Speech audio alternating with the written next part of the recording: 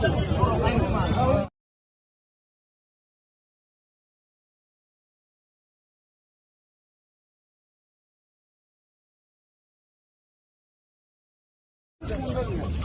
ব্যক্তিয়ে ইয়াত কাম কৰিছে, ইয়াক এনে শাস্তি কেনেকৈ দিব লাগে, শাস্তি চৰকাৰে দিব লাগে। আমাৰ প্ৰথম আৰু শেষ কথা, অসমত অনা অসমীয়া বহিৰাগতৰ ধপধপনি নচলিব।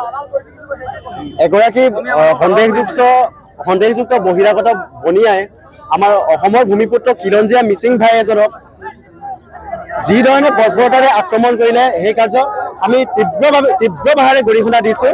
আৰু এই ধৰণৰ বন্ধামী বহিৰাগত বেপাৰী দপদপনি অসমত একেবাৰে নচলিব। যি সময়ত চৰকাৰে খিলঞ্জীয়াকে বাংলাদেশী বুলি সন্দেহযুক্ত নাগৰিক বুলি উচ্ছেদ কৰি যি ধৰণৰ বীৰত্ব দেখুৱায়, তেনে সময়তে খিলঞ্জীয়াসকলকে সুৰক্ষা দিব নোৱাৰাটো চৰকাৰৰ এক ধৰণৰ ব্যৰ্থতা। আমি